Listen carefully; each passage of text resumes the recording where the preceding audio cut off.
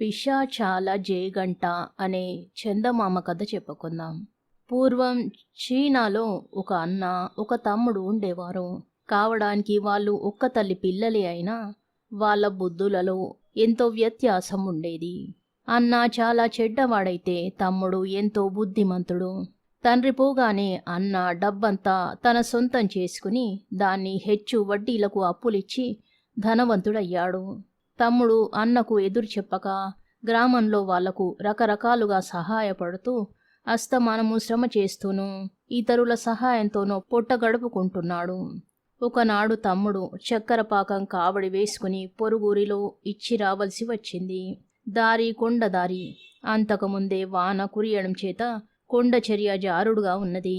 తమ్ముడు కావడి వేసుకుని కొండదారి వెంట ఎక్కుతుండగా కాలు జారింది. వాడు పాకం కడవలతో సహా పల్లానికి దొర్లాడు. కడవలలో ఉన్న పాకమంతా వాడి ఒంటి నిండా పట్టి గట్టిగా బిగుసుకున్నది. వాడు పడిన చోటు నుంచి లేచేలోపుగా కొన్ని పిశాచాలు అట్టుగా వచ్చి అమ్మయ్యో ఎంత పెద్ద చక్కెర బొమ్మ అని కేకలు పెట్టాయి. కొన్ని పిశాచాలు అప్పటికప్పుడే ఆ చక్కెర బొమ్మను తినేయాలనుకున్నాయి. కాని అంత పెద్ద చక్కెర బొమ్మను ఒక్క పాలంగా తినడం సాధ్యం కాదు. అందుచేత పిశాచాలన్నీ సాయం పట్టి తమ్ముణ్ణి తమ గుహకు తీసుకుపోయి ఒక రాతి మీద పడుకోబెట్టాయి. తరువాత పిశాచాలు ఆ చక్కెర బొమ్మ చుట్టూ గుంపుగా చేరి కొన్ని చక్కెర పిల్లలు గిల్లుకు తిన్నాయి. ఇంతలో ఒక కొమ్ములు గల పిశాచం ఇక చాలు, చక్కెర జాస్తిగా తింటే అన్నం సహించదు. తిండి తిని మనం ఆడుకోవడానికి పోవాలి, మన జేగంట పట్టుకురండి అన్నది. తమ్ముడు అంతసేపు కదలక మెదలక చక్కెర బొమ్మలాగే ఉండిపోయాడు. తాను మనిషి అని తెలిస్తే ఆ పిశాచాలు తనను బతకనివ్వక నానా హింస పెడతాయని వాడికి తెలుసు. నెత్తిన కొమ్ములు గల పిశాచం జేగంట వాయించేసరికల్లా గారడీలాగా రకరకాల ఆహార పదార్థాలు వచ్చేశాయి. ఆ పదార్థాల గుమాయింపు ముక్కుకు తగిలేసరికి తమ్ముడికి నోరూరి చెడ్డ ఆకలి అయింది. పిశాచాలు ఆ పదార్థాలన్నిటినీ సంతోషంతో తిని జేగంట ఒకచోట భద్రంగా దాచి గంతులేసుకుంటూ ఆడుకోవడానికి వెళ్ళిపోయాయి. గుహలో ఇంకెవరూ లేకుండా పోయాక తమ్ముడు రాతిపై నుండి చెంగున లేచి దాచి ఉన్న చోటు నుంచి జేగంట సంగ్రహించి దాన్ని తన చొక్కాలో దాచుకుని కాలి సత్తువ కొద్దీ ఇంటికి పరిగెత్తాడు. ఆ తరువాత తమ్ముడికి భోజన సమస్య తీరిపోయింది. వాడు కావాలన్నప్పుడల్లా జేగంట తీసుకుని వాయిస్తే చాలు, మృష్ట అన్నం సిద్ధంగా ఉండేది. తమ్ముడికి పట్టిన ఈ అదృష్టం గురించి వివరాలు తెలియగానే అన్నకు పట్టరాని అసూయ పుట్టుకొచ్చింది. తమ్ముడిలాగా చేస్తే తనకు అలాంటి అదృష్టం పడుతుందని వాడు కూడా ఒక చక్కెర పాకం కావడి భుజాన వేసుకుని అదే కొండదారిన బయలుదేరాడు. ఈసారి బురద జారుడు లేవు. అందుచేత అన్న కావాలని పడి పల్లానికి దొర్లి పాకం ముల్లంతా పూసుకుని పడుకున్నాడు. కొంతసేపటికి పిశాచాలు అటుగా వచ్చాయి. అవి అన్నను చూసి పారిపోయిన చక్కెర మనిషి, ఇదిగో వీణ్ణి మన గుహకు తీసుకుపోయి ఏం చెయ్యాలో అది చేద్దామని అరిచాయి. ఈ మాటలు విని అన్న తన పంట పండింది కదా అనుకొని సంతోషించాడు. పిశాచాలు అన్నను భుజం మీద వేసుకుని ఎత్తుకుపోయి తమ గుహలోని రాతి మీదికి చేర్చాయి. కొమ్ముల పిశాచం, కిందటిసారి ఈ చక్కెర మనిషి మన జేగంట దొంగిలించుకుపోయాడు. అందుచేత ఈసారి మనం వీణ్ణి బాండంలో కొంచెం ఉడకబెట్టి ఉంచుదామన్నది. పిశాచాలు అన్నను ఒక ఖాళీ బాండంలో పెట్టి నీళ్లు పోసి బాండం కింద మంట వేశాయి. బాండంలో నీరు కాగి వేడి ఎక్కువ అవుతున్న కొద్దీ అన్నకు బాధ హెచ్చింది.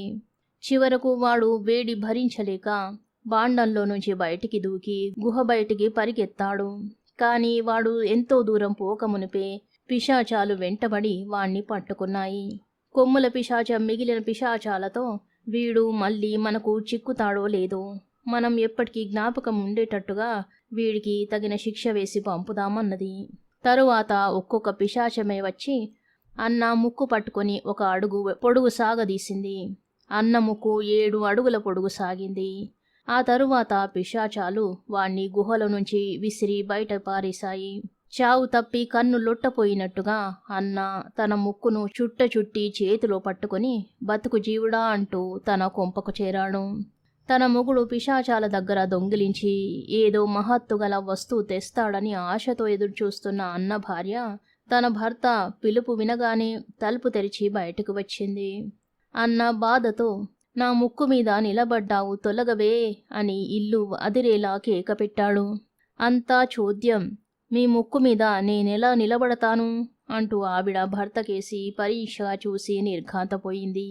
అన్న తన భార్యకు జరిగినదంతా చెప్పాడు. ఆవిడ అంతా విని నిట్టూర్చి, పిశాచాలు చేసిన దానికి పిశాచాల దగ్గరే విరుగుడు ఉంటుంది. అయినా నేను వెళ్ళి మీ తమ్ముణ్ణి సలహా అడిగి వస్తాను అంటూ బయలుదేరింది. వదినగారు తన కోసం వచ్చేసరికి తమ్ముడు నాగలి కట్టుకుని పొలానికి పోబోతున్నాడు. వాడు చిత్రమైన మనిషి. తన వద్ద ఉన్న జేగంట ఒక్క తిండేగాక ఇంకా ఏది కావలసినా ఇస్తుందని వాడు అది వరకే తెలుసుకున్నాడు. అయినప్పటికీ వాడు పని లేకుండా సోమరి బతకడం ఇష్టం లేక ఆ గంట సహాయంతో తనకు కావలసిన వ్యవసాయం పరికరాలు మాత్రం సంపాదించుకుని తరువాత గంటను పెట్టెలో దాచిపెట్టేసి కష్టించి జీవిస్తున్నాడు. ఏం వదినా ఇలా వచ్చావు అని వాడు అన్న భార్యను అడిగాడు. ఆవిడ కంట తడి పెట్టుకుంటూ అన్నకు పిశాచాలు చేసిన శిక్ష గురించి వివరంగా చెప్పింది. తమ్ముడు అంతా విని, నేను పిశాచాలుండే కొండ ప్రాంతానికి మరొకసారి వెళ్ళి అన్న ముక్కు సరిచేసే మార్గం ఏమైనా ఉందేమో తెలుసుకుని వస్తాను అన్నాడు. ఆ రోజు పిశాచాలు తిండి తినే వేళకు తమ్ముడు అవి ఉండే గుహకు చేరుకుని లోపల పిశాచాలు మాట్లాడుకునే మాటలను శ్రద్ధగా ఆలకించాడు.